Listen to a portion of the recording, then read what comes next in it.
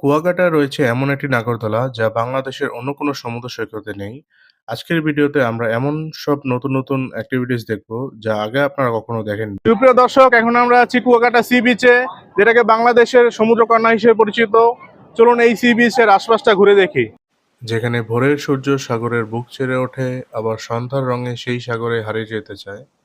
যেখানে ঢেউয়ের প্রতিটি শব্দ বলে অজানা গল্প, আর বাতাসে মিশে থাকে হাজারো স্বপ্নের পরিচয়। আজ আমরা এসেছি সেই সাগরকন্যার কাছে, যেখানে আকাশ আর সমুদ্র মিলে যায় এক সীমাহীন ভালোবাসায়। আজকে আমরা এসেছি বাংলার দক্ষিণে সেই স্বপ্নভূমি কুয়াকাটা সমুদ্র সৈকতে। সুপ্রিয় দর্শক, কুয়াকাটায় এসে মনে হলো প্রকৃতি যেন তার সমস্ত সৌন্দর্য এখানেই উজাড় করে দিয়েছে। এই বিশাল সমুদ্রের সামনে দাঁড়ালে সত্যিই বোঝা যায় আমরা কত ক্ষুদ্র আর প্রকৃতি কত বিশাল। সমুদ্রের ঢেউগুলো বারবার এসে বালুর ওপর আঘাত করছে আর ফিরে যাচ্ছে সমুদ্রের গভীরে। এই দৃশ্য যতবারই দেখা হোক কখনো পুরনো লাগে না। যত দূর চোখ যায় শুধু বালু আর সমুদ্রের এক অসাধারণ মেলবন্ধন।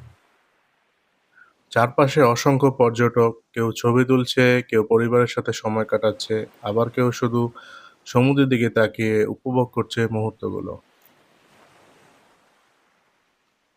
এখানে আপনারা চাইলেই স্পিড বোর্ডে উঠতে পারেন, ঘোড়ায় চড়তে পারেন। এটিভি আর প্যারাসাইলিং এখানে দেখলাম না। শহরের ব্যস্ততা, কাজের চাপ ও দৈনন্দিন ক্লান্তি থেকে দূরে এসে মনটা সত্যিই অনেকটা প্রশান্ত হয়ে যায় এখানে। চারপাশের পরিবেশ, মানুষের আনন্দ আর সমুদ্রের গর্জন সব মিলিয়ে একটা আলাদা অনুভূতি তৈরি করেছে। সবচেয়ে ভালো লাগার বিষয় হলো এখানে সময় যেন একটু ধীর গতিতেই চলে। কোনো তাড়া নেই, কোনো ব্যস্ততা নেই, আছে শুধু প্রকৃতির সৌন্দর্য আর শান্তি।